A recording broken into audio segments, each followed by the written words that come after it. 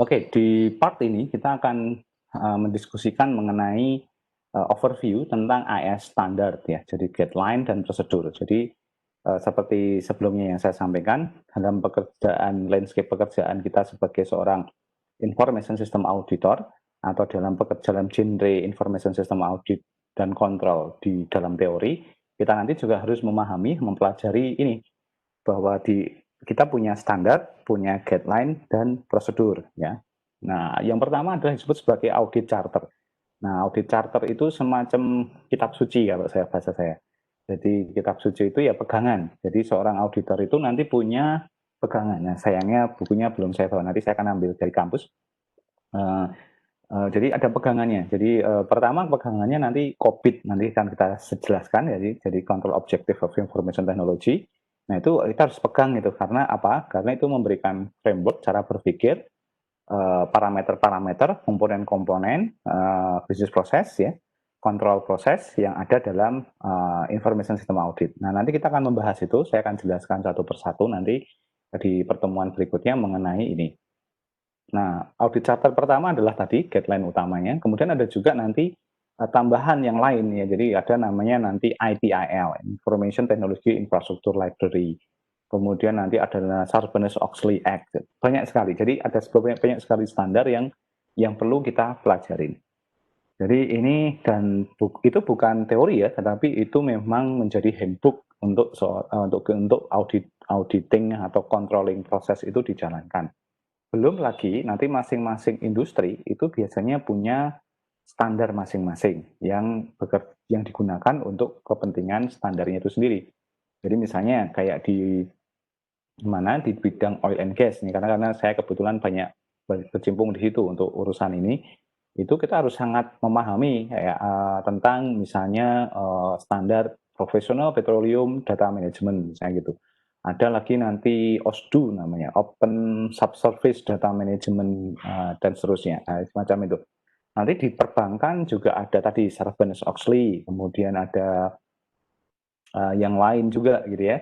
Di dunia telco juga nanti ada ITU standar dan segala macam. Jadi cukup banyak. Jadi ketika kita enter to industri untuk melakukan proses audit, maka kita harus mau tidak mau harus face to face dengan isu itu tadi ya.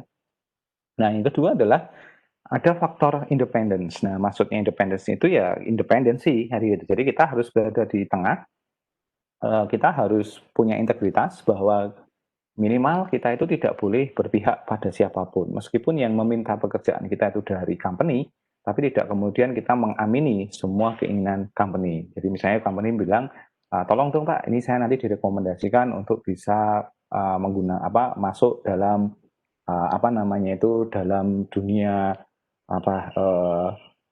big data. Nah, tidak bisa begitu. Nah, jadi ketika mungkin kalau kita motifnya hanya ingin mempush ke big data bisa ya, tetapi dalam konteks ini seorang auditor nanti dia harus bertindak bahwa jujur begitu apakah memang perusahaan ini organisasi ini memang sudah layak dan mampu untuk masuk ke big data. Kita harus jujur mengatakan. Saya pernah sampai beberapa kali diminta, Pak tolong dong rekomendasikan agar kita bisa pakai big data karena hanya kepentingannya untuk project. Nah, tapi ketika kita akses enggak, perusahaan ini belum butuh big data, jadi jangan dipaksakan. Nah, ini semacam itu. Nah, itu contohnya. Sisi yang lain kita juga harus independen terhadap vendor atau vendor teknologi. Bahasa software ada vendor login nih, nanti ya itu. Jadi kalau seorang auditor di belakangnya itu ada Microsoft, ada IBM, Oracle, nah nanti pasti kelihatan tuh rekomendasinya oke pakai solusinya perusahaan-perusahaan tersebut. Nah ini tidak boleh.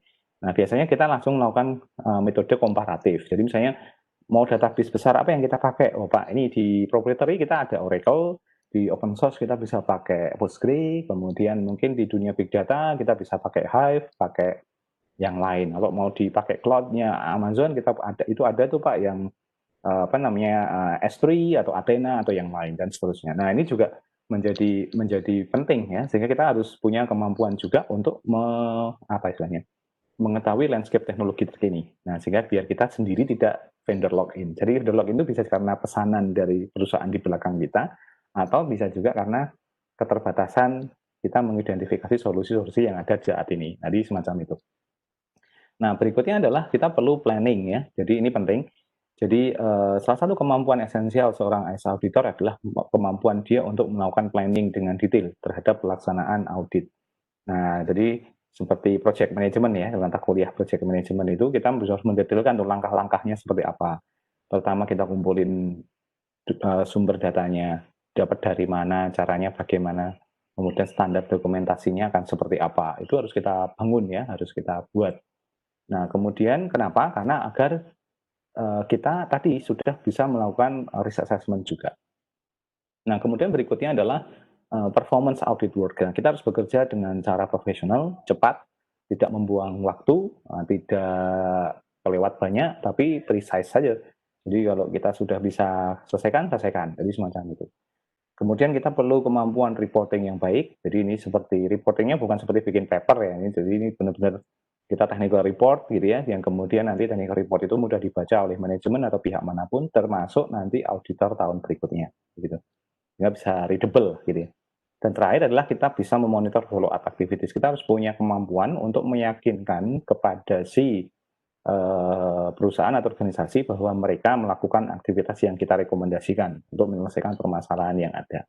Nah, ini adalah cukup kompleks dari handling kita. Jadi ini nanti yang kita akan pelajarin juga ya satu persatu. Sebenarnya nanti saya akan masuk dulu minggu depan kita bicara tentang audit charternya, kemudian bagaimana membangun independensi, professional etiknya seperti apa, kompetensi dan seterusnya.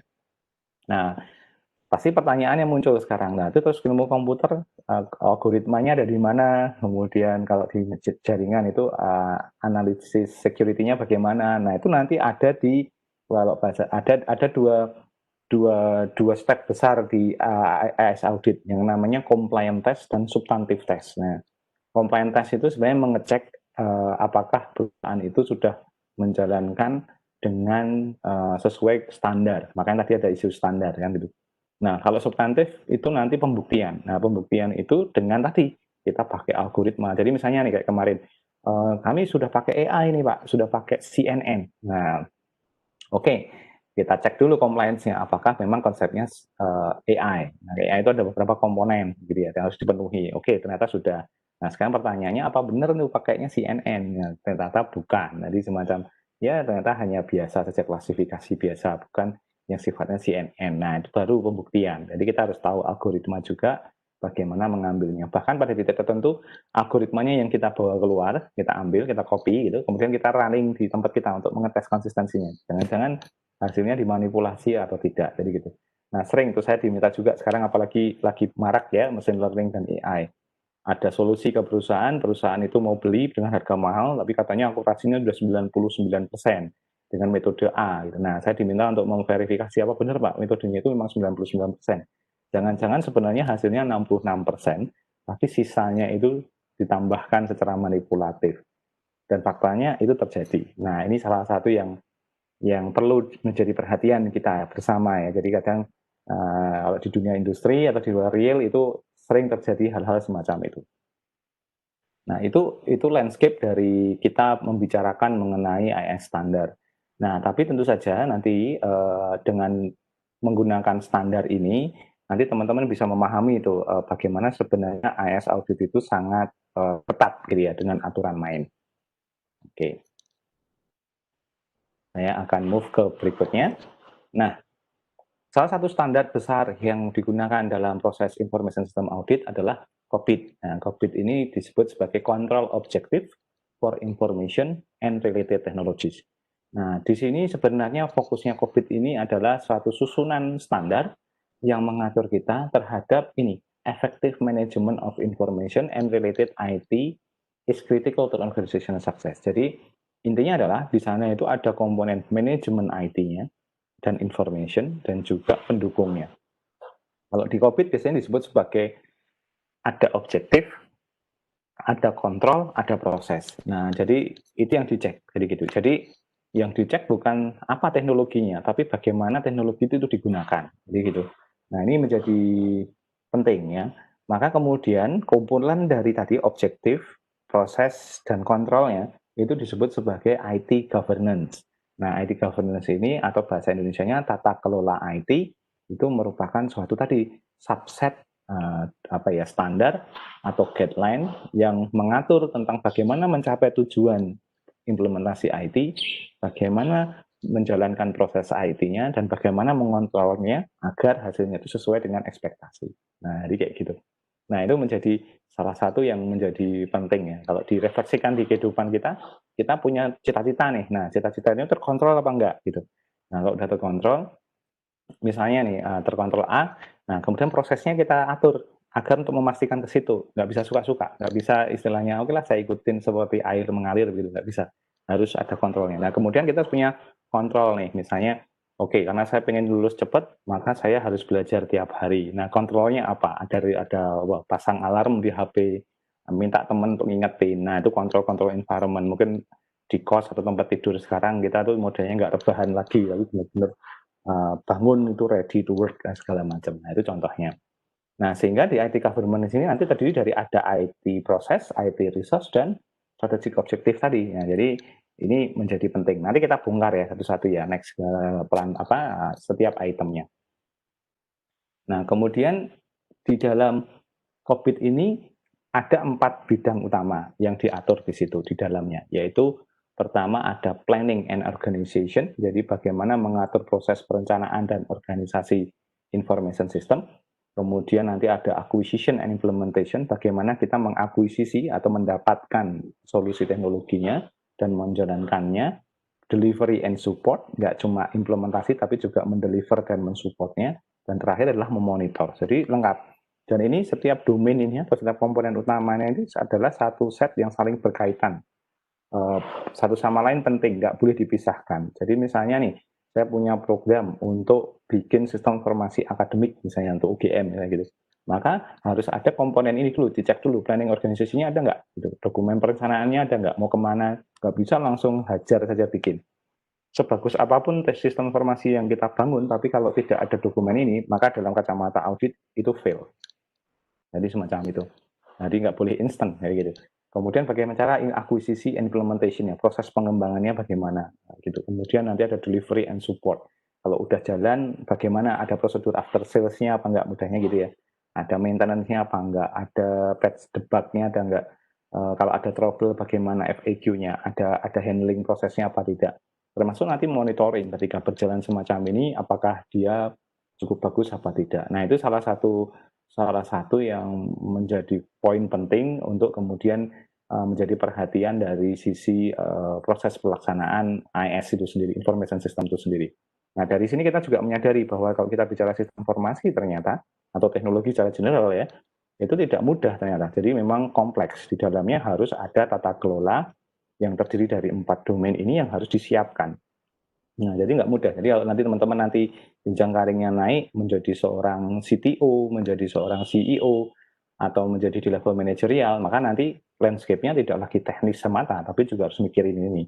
Nah, ini yang menjadi salah satu contoh ya, karena begitu kita udah siap ini, maka perusahaan kita atau organisasi kita itu akan comply dengan banyak standar. Sehingga pada kalau comply, itu dipastikan akan berjalan dengan baik dan meminimalisir risiko yang mungkin terjadi. Nah, ini pentingnya standar itu.